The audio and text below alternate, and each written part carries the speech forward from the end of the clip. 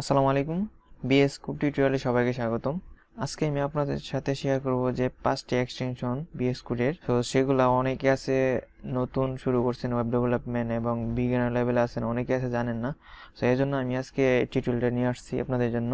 তো আশা করি সম্পূর্ণ টিউটোরিয়াল দেখলে অনেক বেনিফিট হবে আপনার কোডিং স্পিড এবং আপনার টাইমকে অনেক বাঁচিয়ে দেবে এই এক্সটেনশনগুলো।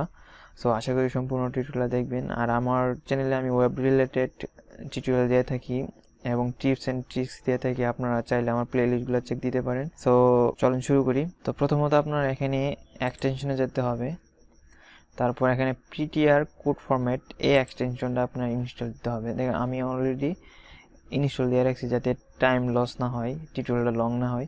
সো আমি এটা এখন এনেবল করে দিই। প্রথমত আপনার সেটিংয়ে চলে যেতে হবে। তা সেটিংয়ে আপনার দুই ওয়েতে যেতে পারেন। এখান থেকে আপনি ক্লিক করে এখানে ক্লিক করে সেটিংয়ে যেতে পারেন, অথবা আপনি সরাসরি যে এখানে এটা কেটে দিই, সরাসরি কন্ট্রোল প্লাস কমা, দেখেন এখানে সরাসরি চলে গেছে। তো আপনি এখানে ফার্স্ট অফ অল এখানে ফরম্যাট লিখবেন, ফরম্যাট। তো দেখেন এখানে এডিটর ফরম্যাট অন সেভ। তো এটা যদি আপনি আনচেক থাকে তাহলে আপনি এটা টিক মার্ক দিয়ে দিবেন। তো আমার এটা টিক মার্ক দেওয়া আছে অলরেডি। তারপর এখানে লিখবেন যে ফন্ট। তো ফন্ট দিলে দেখেন এখানে এডিট ইন setting.json ফাইলে ক্লিক করবেন। তো এখানে দেখেন editor format on save true দেওয়া আছে, এখানে নাল থাকতে পারে, আপনার ট্রু দিয়ে দিবেন। তারপর এখানে একটা টেক্সট দিতে হবে, এই টেক্সটটা আপনার এখানে দিতে হবে editor.defaultFormatter, এই টেক্সটটা আপনি দিয়ে দিবেন। আমি ভিডিও ডেসক্রিপশনে টেক্সটটা দিয়ে দিব, আপনারা এখান থেকে ইউজ করতে পারবেন।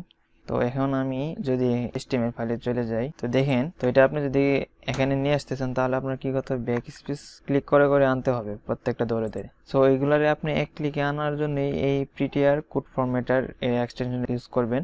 সো আমি যদি এখানে কন্ট্রোল S দেই তাহলে দেখবেন এটা, দেখেন এখানে কত সুন্দরভাবে এটা সাজিয়ে গুছিয়ে চলে আসছে। তো এখানে আমি আরেকটা ফাইল নিই, দেখেন এখানে কিন্তু আমি এটার একটু এদিক নিয়ে দিই, তারপর এটার একটু এদিক নেই, তারপর এটার একটু একটু এদিক নেই। তো এটা কিন্তু এলোমেলো হয়ে আছে। সো এরকম আপনার বিভিন্ন সময় এরকম এলোমেলো হতে পারে। সো এটা যদি আপনি অটোমেটিক ঠিক করতে চান তাহলে অবশ্যই আপনি এই এক্সটেনশনটা ইউজ করতে হবে, প্রিটিয়ার কোড ফরম্যাটার। তো আপনি যদি এখানে কন্ট্রোল S প্রেস করলেই দেখেন এটা অটোমেটিক চলে আসছে। তো আপনি এরকমভাবে এটা ইউজ করতে পারেন, আপনার CSS ফাইলও ইউজ করতে পারেন। আশা করি বুঝতে পারছেন। তারপর আরেকটা এক্সটেনশন হচ্ছে live server. So live server আশা করি অনেকে জানেন, তারপরে আমি দেখাচ্ছি। তো নতুন যারা আছে তারা জানেন না, তো এটা আমি এনেবল করে দিছি। তো এখন আমি HTML ফাইলে যাই। তো আমি এখানে কয়েকটা বাড়াই, এখানে আমি 4 দিই, তারপর এখানে 5 দিই। তো দেখেন এখানে কিন্তু অটোমেটিক কোনো কিছু চেঞ্জ হয় নাই, আপনি রিলোড দিলে তারপরে এখানে চেঞ্জ হবে। তো এটা যদি আপনি সরাসরি চেঞ্জ করতে চান, সরাসরি আপনি লাইভে দেখতে চান, তাহলে অবশ্যই আপনি এই লাইভ সার্ভার এটা ইনস্টল করবেন, করে এখানে গো লাইভ ক্লিক করবেন, তাহলে দেখবেন এটা অটোমেটিক চেঞ্জ হয়ে গেছে। দেখেন এই যে এখানে অটোমেটিক চেঞ্জ হয়ে গেছে। তারপরে এখান থেকে যদি আপনি এগুলো কেটে দেন, দেখেন এটা অটোমেটিক চেঞ্জ হয়ে যাবে, অটোমেটিক কেটে গেছে। সো লাইভ সার্ভার কাজে এটা আপনার সরাসরি এখানে দেখাবে, শো করবে। সো আশা করি বুঝতে পারছেন। তারপর হচ্ছে নাম্বার 3। তো নাম্বার 3তে আপনারা সার্চ করবেন যে ইন্ডেন্ট রেইন। তো এখানে আপনার অটোমেটিক চলে আসবে, দেখেন। সো এটা আমি অলরেডি ইনস্টল করে রাখছি যাতে টিউটোরিয়ালটা লং না হয়। সো আমি এটা এখান থেকে এনেবল করে দিই। এখন দেখবেন ডিফারেন্সটা কি। তো আমি সরাসরি index.html যাই। তো দেখেন এখানে কিন্তু কালারটা চেঞ্জ হয়ে গেছে, ইন্ডেন্টের কালারটা এই কিন্তু এরকম ছিল না। তো এটার মানে কি বোঝাচ্ছে, দেখেন এখানে আপনার, আমি যদি এটা একটু করে দিই, তো দেখেন এখানে হেড আছে, হেডের ইনটেক আছে। তার মানে কি বুঝাইলাম, মানে এটা ইনটেক হচ্ছে এটা, মানে আপনি সহজে খুব সহজে বুঝতে পারছেন যে এটা ইনটেক এটা। তো তারপরে এখানে আছে বডি, তারপর বডির পরে আপনার এখানে আছে বডির ইনটেক। তার মানে কি বোঝা গেল, আপনার এখান থেকে আপনার এখানে বডির ইনটেক।